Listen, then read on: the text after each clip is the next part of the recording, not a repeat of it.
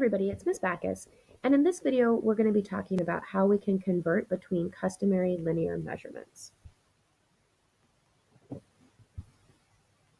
Our goal in this video is that you're able to use drawings and equations to convert between inches, feet, yards, and miles. When we're talking about converting, we're basically just talking about what we would need to do to change from one unit to the next. For example, in this question, you're being asked if you have 5 yards, how many feet is that equal to? That means that we're converting from yards to feet. I'm going to start by drawing a picture to help me see what that would look like.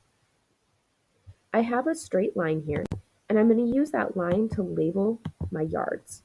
So if I start on one end of my line, I have 0 yards, 1 yards, 2 yards, 3, 4, and 5.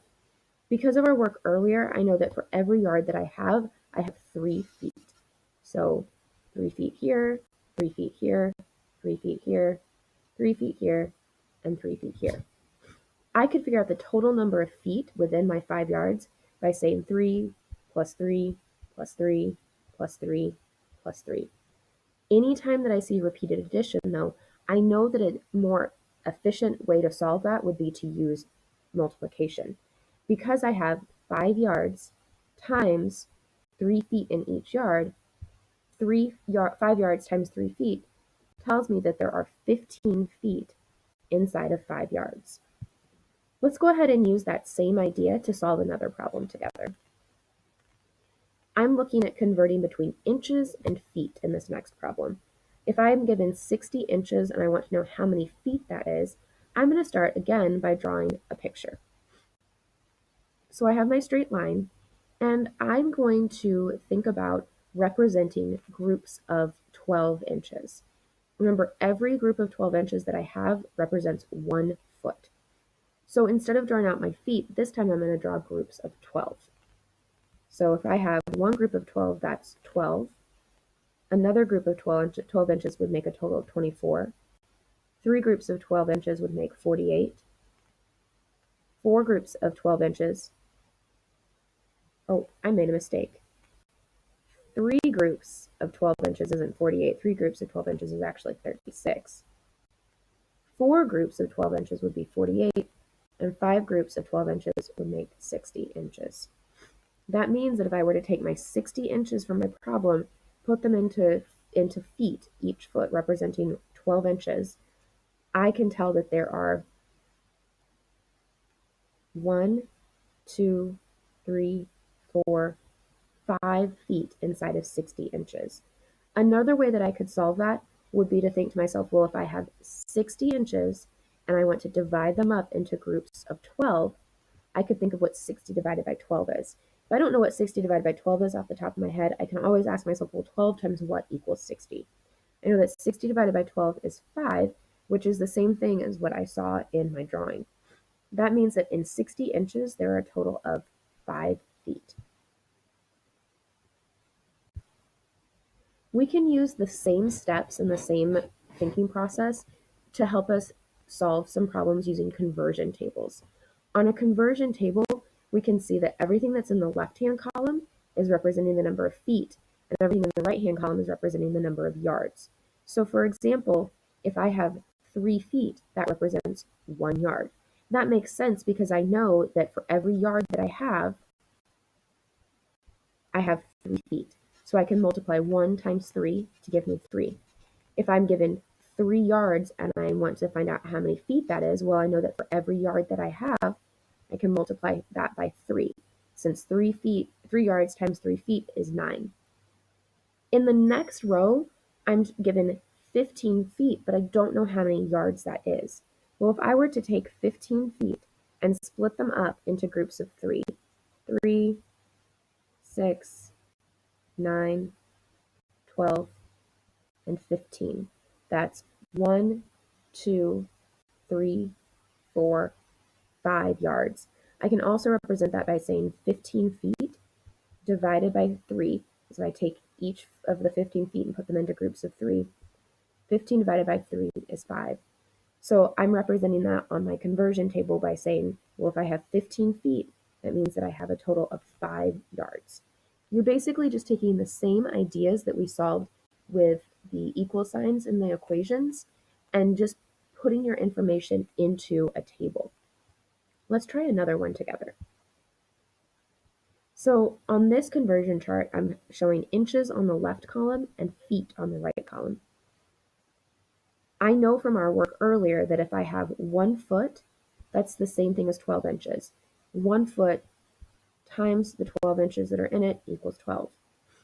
On the next row, though, I'm given 48 inches, and I need to figure out how many feet that is. Well, if I multiplied 1 times 12 to get 12, I can do the opposite. I could take my 48 inches and split them up into groups of 12. Whenever you want to split something into equal groups, that's the same thing as dividing. So I can divide 48 by 12 because each time I put a group of 12 inches together, I get 1 foot. So if I'm thinking about taking my 48 inches and putting them into groups of 12, one group is 12, two groups is 24, three groups is 36, four groups is 48. That means that 48 divided by 12 is 48. Oh, I'm sorry, that's not right. That means that 48 divided by 12 is 4. If I have 48 inches, I have 4 feet. On the next column, I don't know how many inches I have, but I know that I have 6 feet. Earlier, I practiced drawing a line to help me create an equation that would represent the steps that I would need to take to convert between feet and inches. Let's try that again together. So I'm going to go ahead and make my line. And I know that I have 6 feet. 0, 1, 2, 3, 4, 5, and 6. I know that for every foot that I have 12 inches. So I'm going to go ahead and show that on my number line. So if I want to know the total number of inches, 12 plus 12 plus 12 plus 12 plus 12 plus 12, that's the same thing as saying 12 inches times 6 feet. 12 times 6 is 72. So that means that if I have 72 inches, I have 6 feet. Let's try another problem, but this one is a word problem. Oftentimes when you're finding yourself converting back and forth between different units, it's because you're solving a real life problem, like a word problem. Yesterday we practiced following steps to help us solve multi-step word problems. Let's go ahead and follow those again. We're going to start by reading the problem. It says Nelson played with 3 yards of string on Monday. On Tuesday, he played with 8 feet of string. Did he play with longer string on Monday or Tuesday? Well, the first thing I want to do is circle all of my important numbers and labels. Nelson played with 3 yards of string on Monday, and on Tuesday he played with 8 feet of string. Next, I'm going to underline my question. Did he play with longer string on Monday or Tuesday?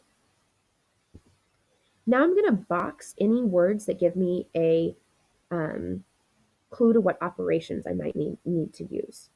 I don't have any of those keywords like all together, but I notice that the word longer is going to ask me to compare. I'm trying to figure out which one has more distance than the other. Next, I want to make sure that I understand my question. Did he play with longer string on Monday?